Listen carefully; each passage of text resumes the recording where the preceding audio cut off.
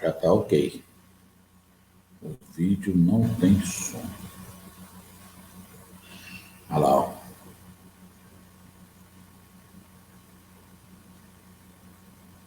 Já está ok, já. Bom. Doutor, aproveitando esse intervalozinho de tempo antes das 9 horas, eu sei que o senhor é uma pessoa muito comprometida com a doutrina. Nos fala um pouco dos trabalhos que o senhor desenvolve aí, inclusive o seguinte, para que o pessoal saiba, aqueles que têm interesse em ajudar, e para realmente, a gente, não é que a gente está fazendo uma propaganda, mas eu acho que a caridade que a gente faz, a gente dar o exemplo, levar ao pessoal o exemplo, não é propaganda, é simplesmente tocar o coração das pessoas. Então, antes das 9 horas aí, o senhor fica à vontade para o senhor falar para nós dos trabalhos que o senhor participa aí, até para apresentar para o pessoal, porque eles não pensarem que kardecismo, que é apenas o evangelho, é a prática também. Fique à vontade. Eu tenho 2 campos de atividade. Uma atividade no campo da saúde mental e uma atividade no campo do espiritismo. No campo do espiritismo, eu atuo na Casa da Cultura Espírita de Uberaba e no Bittencourt Sampaio. Na Casa da Cultura Espírita de Uberaba, a gente tem um trabalho na sexta-feira, que é o atendimento, o cuidado através da homeopatia com a população, e à noite a psicografia. E na cidade eu tenho uma atividade de palestra, de diálogos, de estudos. Profissionalmente eu dedico muito à clínica, o CAPS Maria Boneca, que é uma ONG, que é um trabalho de acolhimento, aí é um trabalho laico, mas que tem a lógica do cuidado através do amor, do acolhimento, da solidariedade. Então, a gente vai levando a vida nessas atividades, na Casa da Cultura, nos centros de Uberaba, no Bittencourt, e nos outros. E você falou aí dessa ONG. Maria Boneca, né? Que é onde a gente... Eu costumo dizer que eu fico interno. As pessoas, às vezes, querem ajudar, querem conhecer. Fica à vontade. Pode falar aí do CAPS, daí, como é que é o trabalho aí, para o pessoal enxergar. Atualmente, o CAPS, a gente está com atendimento, e nesse momento da epidemia, o que nós estamos fazendo no CAPS é uma campanha para cuidar das pessoas, distribuindo cestas básicas, porque as pessoas em casa, elas ficam muito desprotegidas, os portadores de sofrimento mental. Sem o trabalho, normalmente as famílias perdem a renda e, com isso, eles sofrem muito. E a gente está conseguindo, com a ajuda da população, manter uma distribuição de 150, 180, 200 cestas durante a epidemia, mês a mês, para as mesmas famílias, né? São pacientes que vivem numa desvalia muito grande, numa necessidade. A gente, eu hoje em dia, eu sou de Belo Horizonte, mas eu resido aqui em Sacramento. Sacramento tem a pobreza, mas a gente não vê os moradores de rua num número tão grande, não é tão comum aqui. Numa cidade igual Uberaba, a gente vê isso assim mais nitidamente, é mais fácil de ver as pessoas que são aqueles que não têm um lar, que estão realmente à beira da sociedade. Então, à medida que a cidade aumenta, esses problemas todos, eles ficam mais evidentes. Graças a Deus que atitudes igual essa, o pessoal também tem um coração que se toca para ajudar. Sim. Pessoas igual o senhor que se prestam a esta caridade, a este amor para com eles. É muito bonito.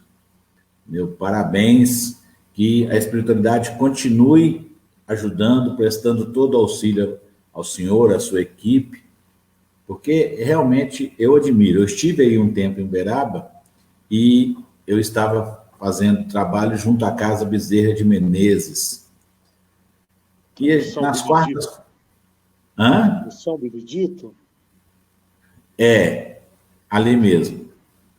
Então, assim, era uma coisa que eu falava que não era trabalho meu. Eu era simplesmente...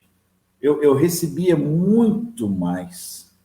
A satisfação que aquilo me trazia, o conforto de espírito que fazer esse trabalho.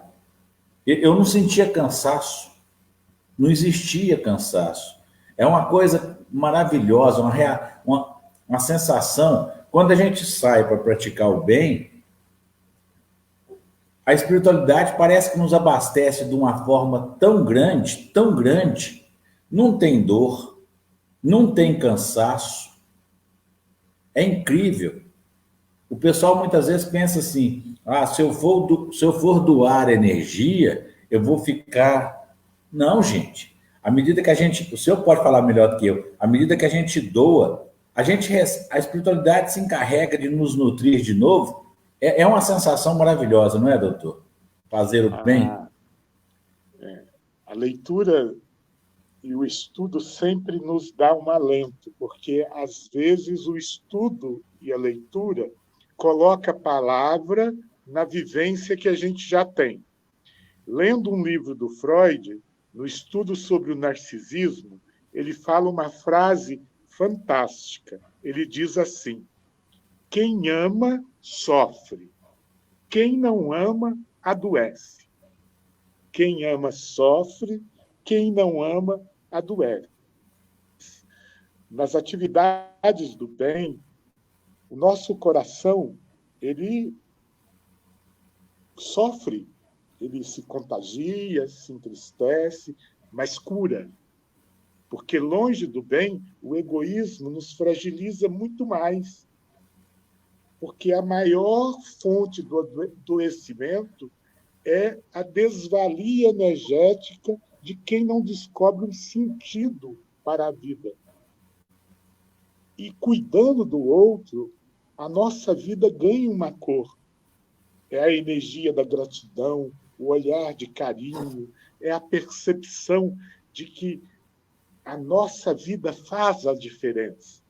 Isso é sustentação psicológica, existencial. E a frase dele é uma verdade. Quem ama, sofre. Quem não ama, adoece. Nós podemos fazer a escolha se preferimos administrar algumas lágrimas ou se vamos administrar o sofrimento cruel da doença indomável que nasce do egoísmo, mas que atrofia o próprio corpo por falta de vitalidade.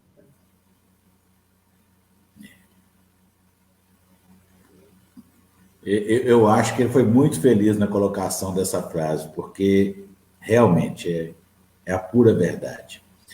Quando nós saíamos, na realidade, levar o alimento era apenas um subterfúgio, porque junto com o alimento iam as palavras, ia um passe, ia um abraço fraterno, e a gente sentia, quando a gente abraçava uma pessoa dessa, que a gente contribuía, a gente se emocionava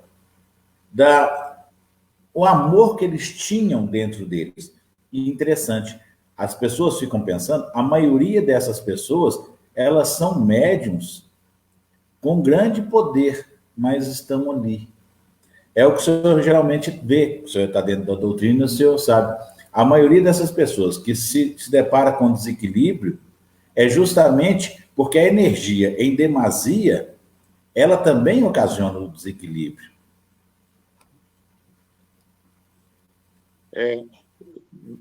Nós temos um amigo, o Sr. Aguinaldo.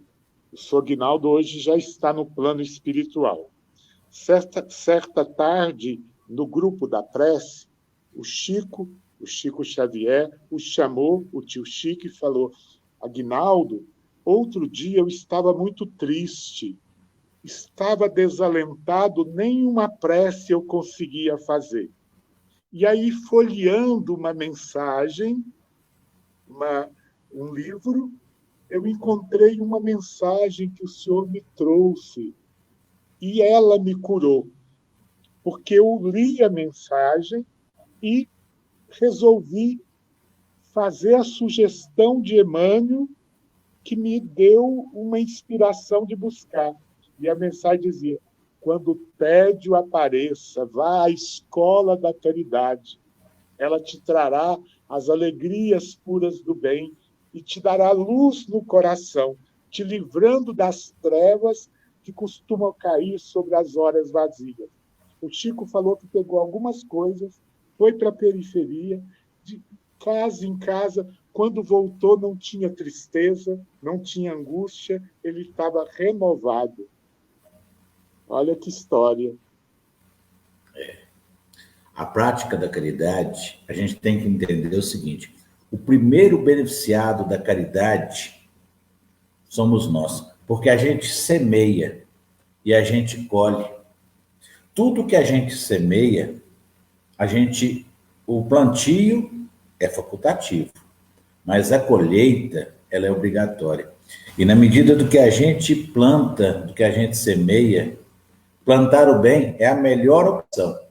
Plantar a caridade, o amor, os frutos realmente, que eles demorem, mas tem um poder, o amor, eu chego a arrepiar, porque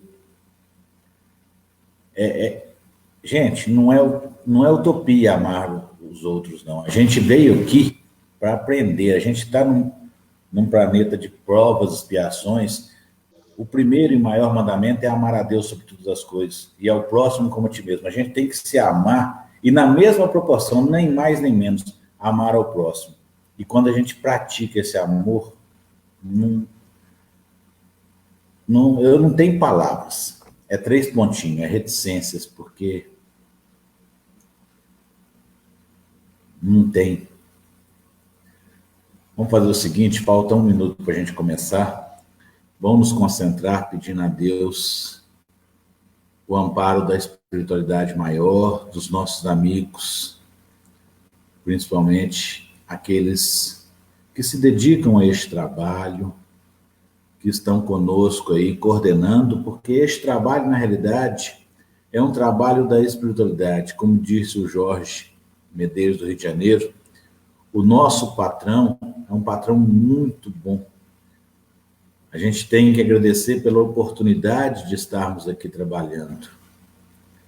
Então, vamos elevar os nossos pensamentos, os nossos corações, rogando a Ele que nos dê um amparo, as boas intuições, a proteção, e que esse trabalho realmente possa acessar os corações daqueles que estão em sofrimento diante de suas provações. Vamos, como Jesus nos ensinou, louvar, agradecer humildemente através da prece do Pai Nosso. Pai nosso que estais no céu, santificado seja o vosso nome, venha a nós o vosso reino, seja feita a vossa vontade, assim na terra como no céu. O pão nosso de cada dia nos dai hoje, perdoai as nossas ofensas, assim como nós perdoamos a quem nos tem ofendido. E não nos deixeis que caiamos em tentação, livre-nos de todos os males, Pai, hoje e sempre, que assim seja. Bom dia a todos, vamos saudando com amor a todos aqueles nossos irmãos e amigos que estão nos assistindo e contribuindo com a doação das energias necessárias ao sucesso deste trabalho de amor e caridade. Hoje, o nosso evangelho, o nosso culto, conta com a prazerosa visita e participação do nosso irmão, Dr. Jorge Bichuete, da cidade de Uberaba, que vai nos fazer a explanação do evangelho. A palavra do Senhor, seja bem-vindo, que a luz esteja contigo. Inicialmente, eu agradeço a oportunidade, rogo a Jesus as bênçãos de paz e luz e abraço a cada irmão, buscando no abraço o carinho que nos une uns aos outros e também ao Cristo. Muitas vezes não percebemos, mas as dores do cotidiano, o desespero dos problemas da humanidade vão pouco a pouco nos entristecendo. E na tristeza, olhamos para o horizonte cinzento e não percebemos saída. Vivemos um tempo assim. Tudo parece difícil. Nuvens, ruídos, tempestade. Mas nuvens e ruídos e tempestade só existem quando olhamos sem enxergar o azul da presença do Cristo, que azula o horizonte e renova o destino. Certa vez, os apóstolos, vivendo um tempo parecido ao nosso, estavam desanimados, iam partir. O Cristo os notou, desalentados, arredios, iam fugir do compromisso. Jesus, então, olha para Pedro e pergunta: também tu me abandonarás? Pedro então responde: Senhor, a quem iremos? Apenas tu tens palavras de vida eterna. Muitas vezes, diante da epidemia, das necessidades do cuidado em casa, o desalento e o desespero faz com que tudo pareça negativo. É porque necessitamos buscar Jesus no Cristo, palavras de vida eterna, o canto de esperança, a certeza de que herdamos em Jesus paz e vida em abundância. Ele é o nosso maior amigo. Ele é o caminho. Papa Francisco diz assim: Jesus não veio nos ensinar uma filosofia, uma ideologia, mas um caminho, uma estrada que se aprende percorrendo com ele. Jesus é caminho, e é um caminho que descobrimos nas andanças junto dele. Precisamos buscar a companhia do Cristo, o sol moral do mundo, nosso maior amigo. Precisamos de Jesus no nosso cotidiano. Francisco de Assis, quando resolve escrever o seu testamento, percebendo as dificuldades de manter na comunidade a pureza de ideal, deixa um legado. Tudo se trata de viver segundo a forma do Evangelho. Existe uma forma de viver que é a ilusão do mundo, o consumo, o ter, o poder, o parecer, as ilusões do sexo, a fome de riqueza e poder. E tem um modo de viver, um outro jeito de ser feliz. É o aprendizado da vida de ternura, solidariedade e compaixão. É a jurisprudência do perdão. É a superação da intolerância e a descoberta do que pode a fraternidade. Precisamos aplicar no dia a dia as lições do Evangelho. Ter a audácia de perguntar em meus passos o que faria Jesus. E assim vamos descobrindo um caminho de vida e de alegria. Muitas vezes, no adoecimento, percebemos que estamos adoecidos. Temos dificuldades, temos tristezas e temos o corpo que adoece e buscamos a cura. E quando buscamos a cura, recordamos que o Cristo curava. Jesus é caminho, caminho de redenção. Ele nos educa, nos renova. Ele evangeliza, iluminando os nossos sentimentos, renovando os nossos pensamentos, edificando na nossa vida novas atitudes. E o Cristo ainda cura. Mas para que possamos descobrir o Cristo no caminho, curando as nossas enfermidades, nós precisamos entender o sentido da vida. A cura e a felicidade acontece no caminho com Cristo, mas em atendimento ao que viemos buscar na terra. Não estamos aqui num turismo como se estivéssemos num parque de diversão. A pergunta 167 de O Livro dos Espíritos nos esclarece. Kardec pergunta: qual o sentido da reencarnação?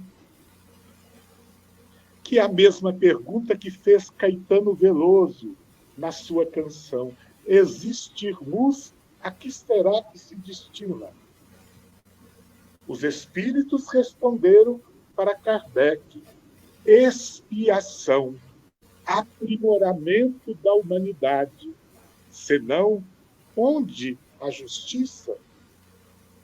O entendimento da justiça divina, que sempre nos abençoa com oportunidades de crescimento, de iluminação, nos leva a entender que as experiências da vida são experiências destinadas à nossa renovação interior. Temos uma epidemia. Aos olhos do homem, a epidemia é apenas uma grande infelicidade. Quando olhamos com Jesus, percebemos inúmeras oportunidades de crescimento.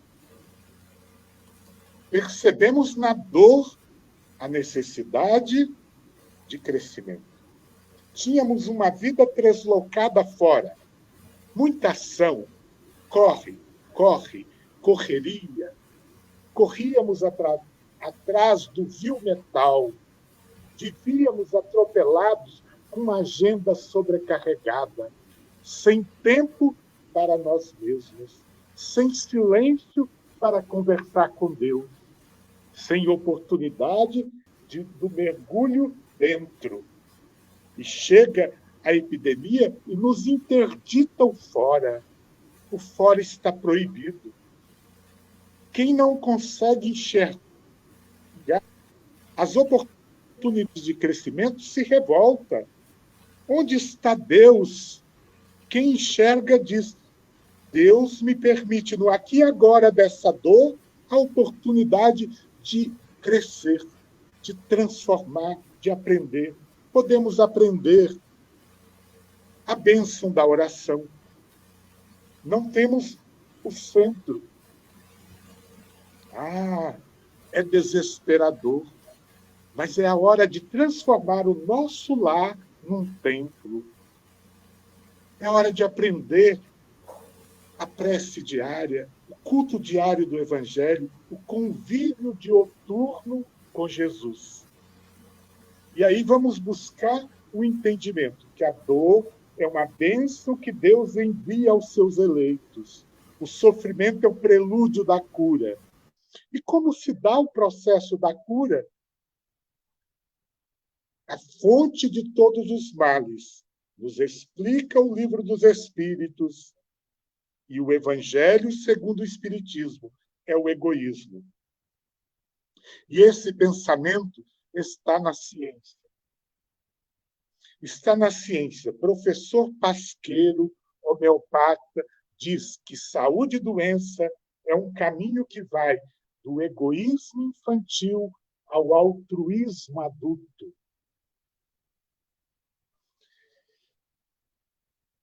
A doença está no polo do egoísmo.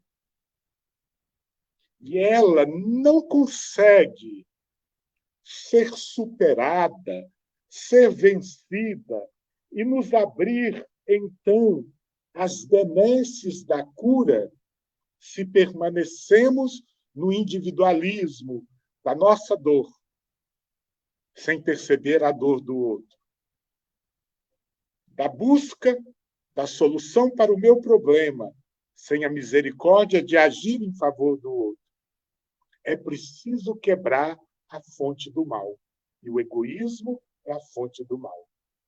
Freud, estudando o sentimento humano, a evolução do coração humano, vai dizer: só o amor é capaz de renovar e civilizar.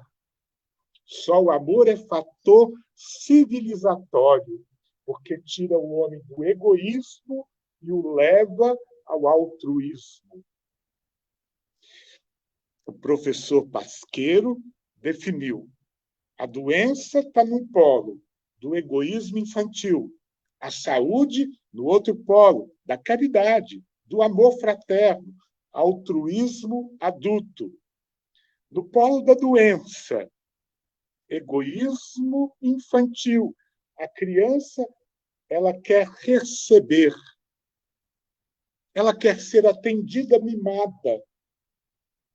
Se eu quero saúde, eu preciso amar e servir e aprender a me sentir responsável pela própria vida, administrando com resignação a lágrima e com ponderação o riso, buscando no equilíbrio uma construção de saúde do espírito, para que o corpo tenha uma plenitude que me permita viver mais em equilíbrio.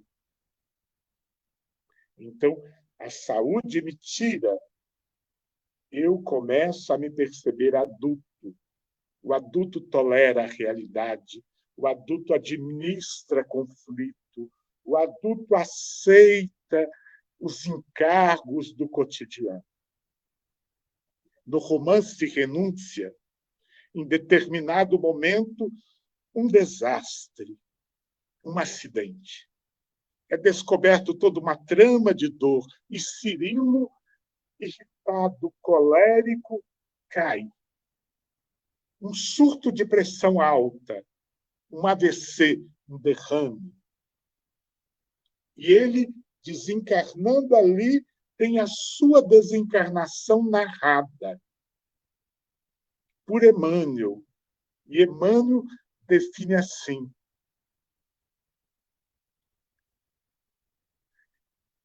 ele não sabia entregar para Jesus os problemas sem remédio no mundo. É preciso aprender a tolerar a dificuldade, contando com o auxílio do Senhor, sabendo que não estamos sozinhos, que temos a misericórdia. Uma misericórdia sem fim e uma bondade que não acaba. Então, a dor nos renova e nos permite construir pouco a pouco a superação do adoecimento maior, que é o egoísmo, o individualismo. Temos o benefício da vacina, do antibiótico, do medicamento, mas temos recursos de cura nas atividades do amor fraterno, quando as oficinas de caridade nos permite quebrar a couraça do individualismo, do egoísmo, e edificar uma saúde que é a harmonia através da solidariedade. Afirma Emmanuel no prefácio do livro Paulo e Estevo: sem cooperação não poderia existir amor. E o amor é a força de Deus que equilibra o universo. Não tem equilíbrio. Saúde é equilíbrio. Não tem equilíbrio sem amor. E amor nasce da cooperação. Professor Maturana, fisiologista, estudioso da pesquisa do corpo, se dedicou ao estudo do amor. E sobre amor, ele disse: não é verdade que a competição moveu a humanidade. Todo o progresso nasceu da cooperação. E aí ele busca em Jesus uma imagem, a parábola do semeador. Aquele que semeia saiu a semear, as sementes caíram à margem do caminho, entre espinhos, no meio de pedras, e em terra boa. Ele diz: diante da vida, o homem é semente. Somos sementes. Sementes em busca da luz, em busca da capacidade de brotar para Deus, para o céu. E ele diz: e a terra boa, o solo acolhedor, é o amor. O amor faz o outro sair do polo de infelicidade do erro para o recomeço e reconstrução do destino, libertando-se dos vícios, das imperfeições e aprendendo a ser gentil, terno, amigo, irmão. Estamos no aprendizado do amor como quem cura a si mesmo, uma vez que o egoísmo é o que nos mantém na escuridão. Precisamos de luz. A felicidade. Buscamos a felicidade. Queremos muito ser felizes. Mas queremos muitas vezes a felicidade nas ilusões do mundo. O Livro dos Espíritos respondeu sobre a felicidade possível na Terra. A felicidade possível na Terra não é a felicidade delirante do crack, não são a devassidão do sexo irresponsável, não é a violência da acumulação de riquezas ao lado da miséria, não é a negação dos direitos do próximo e do respeito ao outro. A felicidade possível é aquela que é construída a partir do caminho com Jesus, do Espírito que pouco a pouco supera obstáculos e aprende a ser filho de Deus, irmão do outro. E diz assim: a felicidade tem uma condição na Terra, a posse do necessário. Todos possuem um direito, o necessário. Queiramos ou não, está no Livro dos Espíritos que todo coração humano deveria ter na Terra o necessário. Mas aí já tem a primeira lição. Toda vez que a pessoa sofistica demais o necessário, ela torna a felicidade impossível. Se desejamos felicidade, é preciso aprender a arte de viver na bênção da simplicidade. Precisamos visitar a manjedoura e aprender com Cristo a alegria da simplicidade, do desapego. Porque se a posse do necessário é indispensável à felicidade, aquele que cada dia sofistica mais o que lhe é necessário vai estar sempre correndo atrás do impossível. Se eu preciso de andar, de locomover, de chegar, a minha felicidade tem um preço menor do que aquele que tem a ilusão de precisar do carro do ano, do último modelo. Então, se a posse do necessário é indispensável, precisamos simplificar e precisamos construir uma sociedade justa que garanta aos desvalidos o mínimo. E aí vamos caminhando.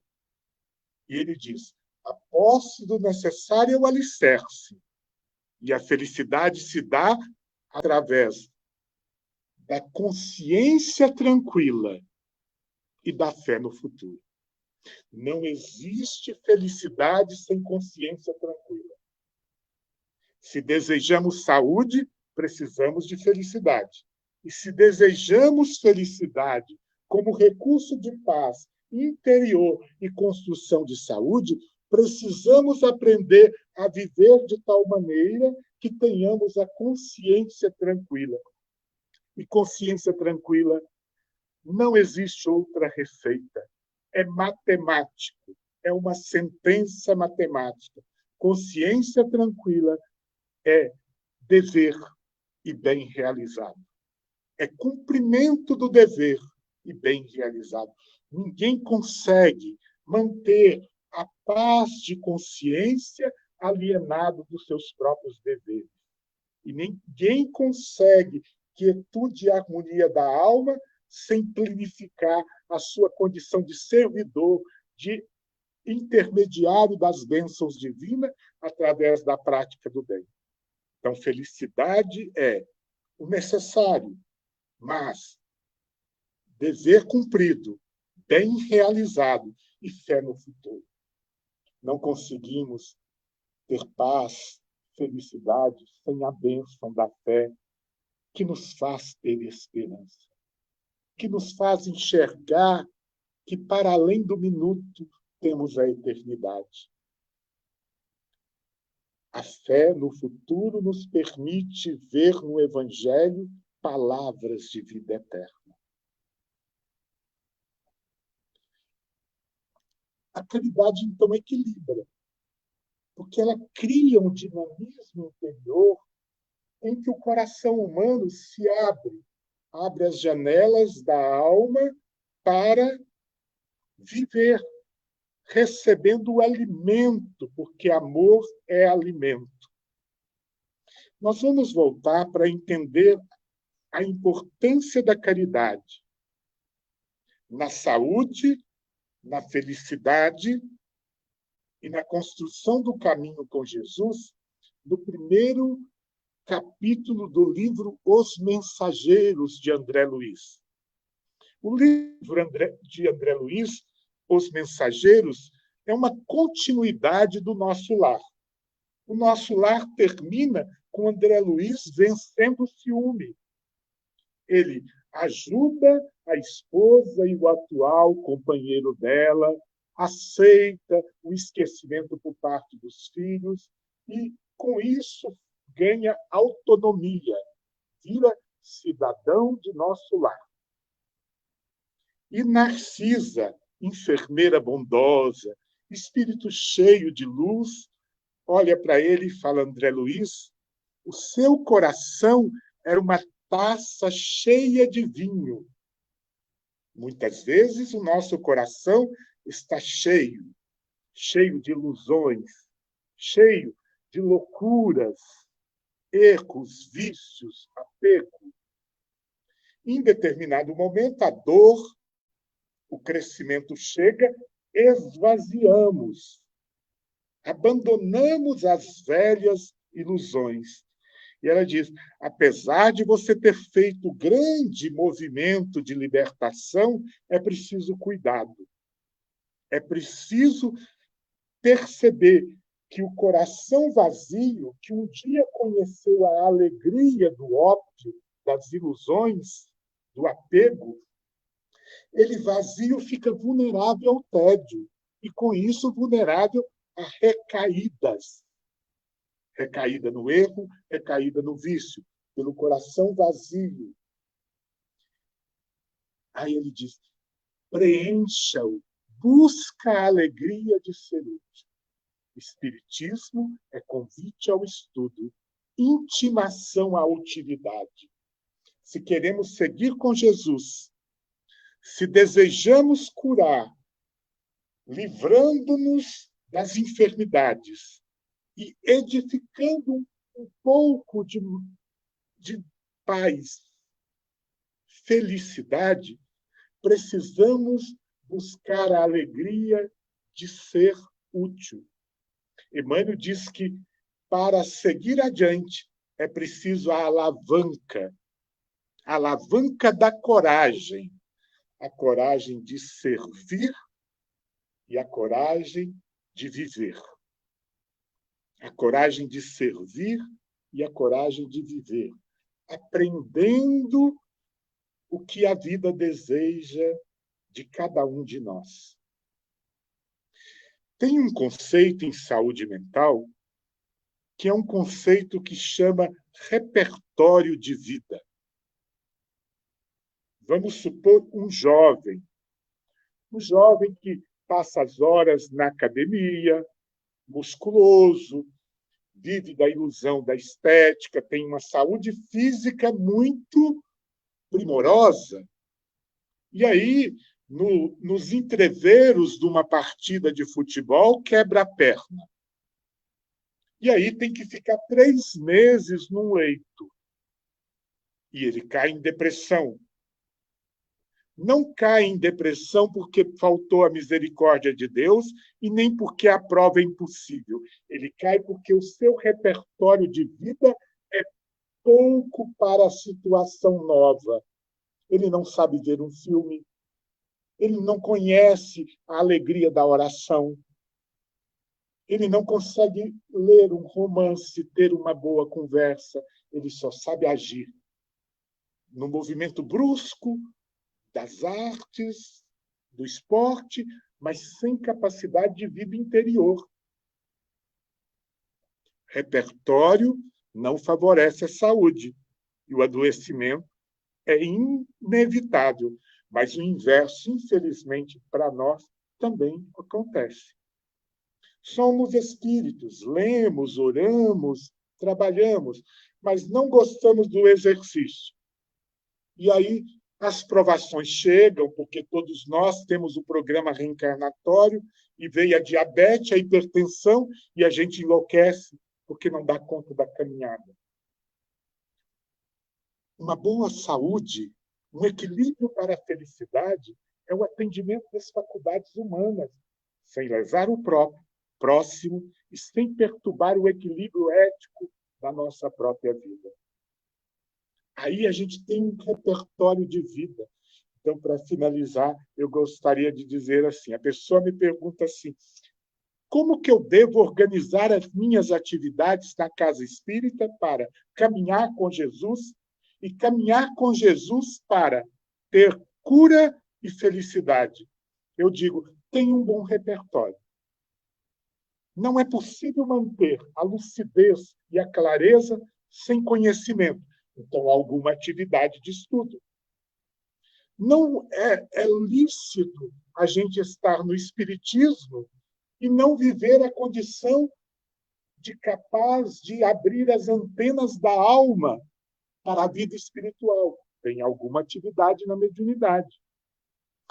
Mas também perceba que sem a caridade, médium e coração nenhum tem retaguarda. Ensinamento de Chico. Então, tenha atividade na assistência fraterna. Faça o culto no lar. Crie o hábito da oração. Uma vida flexível, rica, que nos permite cultivar o amor com Jesus presente no nosso cotidiano e atendendo às necessidades do nosso espírito imortal. O amor cura, o amor liberta e o amor nos faz feliz, porque no olhar de gratidão do outro descobrimos a nossa condição de aprendizes da luz a caminho do céu. Que as bênçãos de Jesus, nosso Senhor, que elas possam nos envolver, fortificando-nos, para que a gente tenha uma boa travessia na provação da pandemia, com resignação, com alegria, com gentileza e ternura dentro do lar, com capacidade de riqueza para abrir o coração às bênçãos da solidariedade. A humanidade não salva sozinha. Se a gente se protege, mas se o nosso irmão não tem a máscara, não tem o álcool gel, não consegue ficar em casa, o vírus chega até nós. Porque vivemos uma experiência que só a solidariedade, só o amor fraterno é capaz de criar caminho e vida. E essa é o a proposta de Jesus, quando ele diz: "Um novo mandamento vos deixo, amei-vos, amai-vos, amei-vos, amai-vos como eu vos amei. Que ele, Senhor da vida, cuide de todos nós." Um beijo no coração de cada irmão, muita paz, Jesus perto, Jesus sempre perto de todos nós. Obrigado. Obrigado, nosso doutor. Continue conosco até o final, por favor. Meus queridos irmãos, é o momento em que vamos elevar as nossas preces a Deus, no sentido de rogar a Ele que deposite em nossas águas, através da fluidificação, as energias necessárias a nos promover a limpeza de nossas manchas, de nossas mazelas, de nossos pecados, a energia necessária, o remédio, o bálsamo ao nosso corpo físico e ao nosso corpo espiritual. Deus Pai Todo-Poderoso, nós humildemente te pedimos, deposite, fluidifique as nossas águas, transforme-as no remédio, faça com que estas mesmas bênçãos cheguem a todas as águas do planeta, levando aos nossos irmãos que se encontram em sofrimento diante de suas provas, onde quer que estejam, este alento, este reequilíbrio, esta paz, esta luz.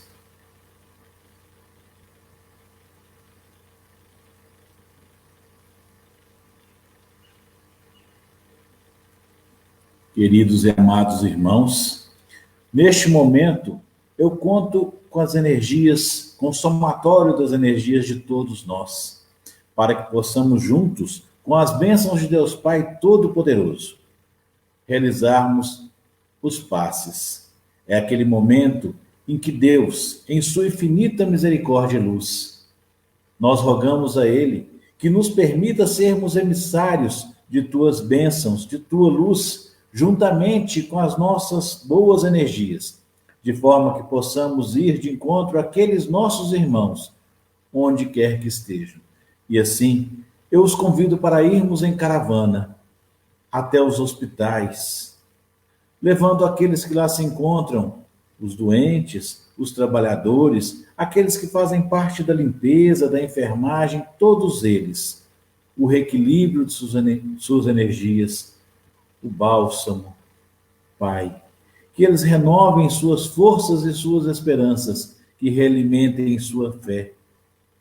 Vamos saindo dali, de encontro àqueles nossos irmãos que estão nas penitenciárias, nas cadeias, todos aqueles que lá estão a trabalho, ou os que estão detidos de acordo com a lei humana.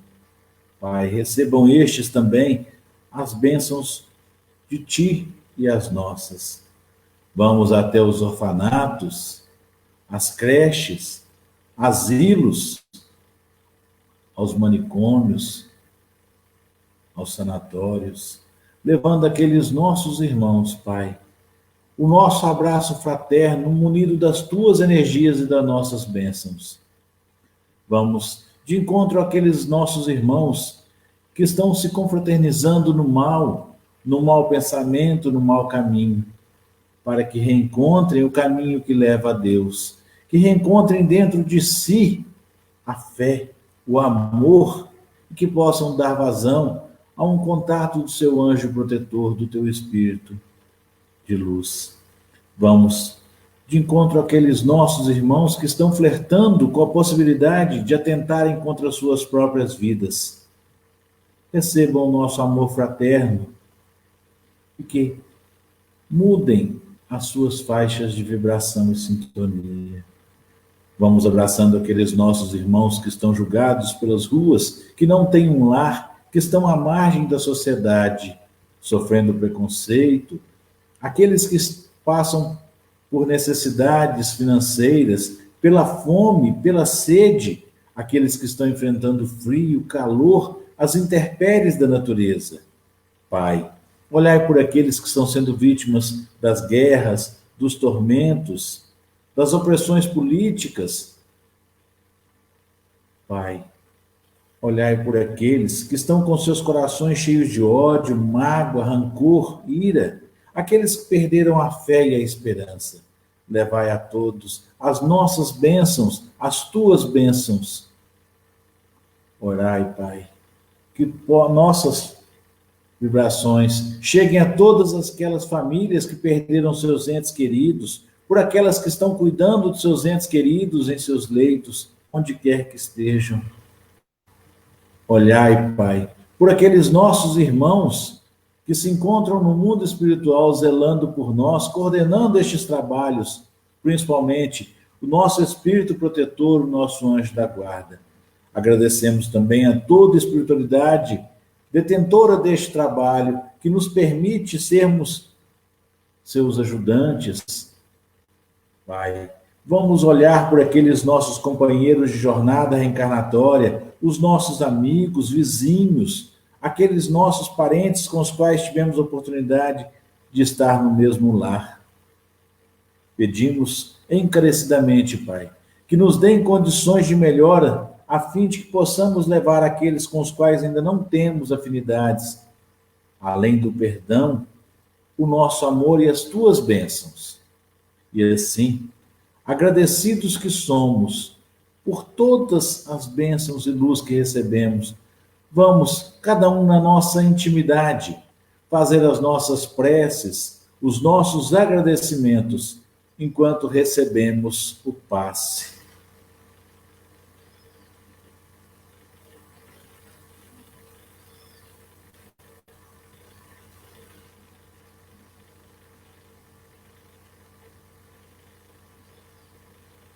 Pai, pedimos por todos aqueles que nos solicitaram preces, para que recebam o reequilíbrio, a paz, a tua luz e as tuas bênçãos.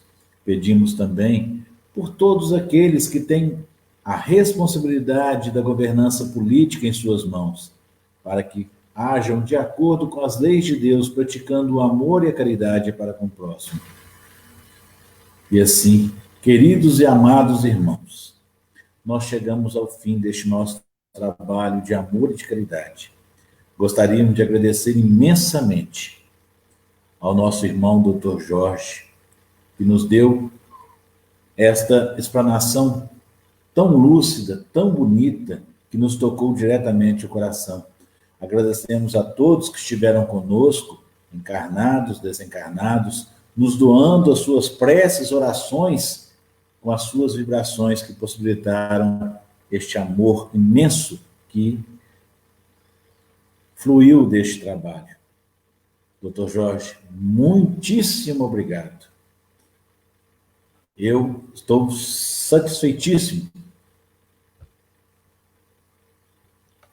Eu que agradeço, meu amigo. Não, foi... Eu falo que quando a gente faz, quando a espiritualidade está por trás e a gente age com o bem, como não dizer que eu não fui beneficiado? Olha, aquilo que eu falei no início, o quanto a gente colhe. Eu não tenho palavras para exprimir a gratidão pelas tuas belas palavras, pelos teus ensinamentos. Muitíssimo obrigado. Foi comovente. Muito obrigado. Espero que o senhor, em outras oportunidades, nos possa ceder novamente a sua participação. Sim. Se o senhor quiser falar alguma coisa para a gente encerrar, eu gosto de encerrar o Evangelho com a prece de Cáritas. Só deixar o meu abraço, a rogativa a Jesus que abençoe todos os lares daqueles que estão conosco em oração. Vamos continuar firme. Confiemos em Deus, na bênção de Jesus. E assim, vamos seguir em paz. Um grande abraço. Muito obrigado. Vamos então encerrar com a prece de Cáritas. Deus, nosso Pai, vós que sois todo poder e bondade, dai a força àquele que passa pela provação, dai a luz àquele que procura a verdade, Ponde no coração do homem a compaixão e a caridade.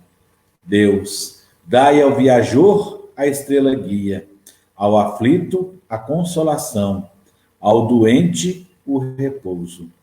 Pai, dai ao culpado o arrependimento, ao espírito a verdade, à criança o guia, ao órfão o pai. Senhor, que a vossa bondade se estenda sobre tudo o que criastes. Piedade, Senhor, para aqueles que não vos conhecem. Esperança para aqueles que sofrem. Que a vossa bondade permita aos Espíritos Consoladores derramarem por toda parte a paz, a esperança e a fé. Deus, um raio, uma faísca do vosso amor pode abrasar a terra. Deixai-nos beber nas fontes desta bondade fecunda e infinita, e todas as lágrimas secarão, todas as dores acalmar-se-ão. Um só coração, um só pensamento subirá até vós, como um grito de reconhecimento e de amor. Como Moisés sobre a montanha, nós os esperamos com os braços abertos. Ó poder, ó bondade, ó beleza, ó perfeição. E queremos, de alguma sorte, alcançar a vossa misericórdia. Deus, dai-nos a força de ajudarmos o progresso, a fim de subirmos até vós. Dai-nos a caridade pura, dai-nos a fé e a razão. Dai-nos a simplicidade, que fará de nossas almas um espelho, onde se refletirá a vossa santa e misericordiosa imagem. Que assim seja. Fiquem todos com a luz e as bênçãos de Deus. Um excelente domingo. Amanhã, de novo, às 9h, nós estamos com o trabalho de levar a vocês o culto, o Evangelho, a Palavra de Deus. Doutor, muito obrigado.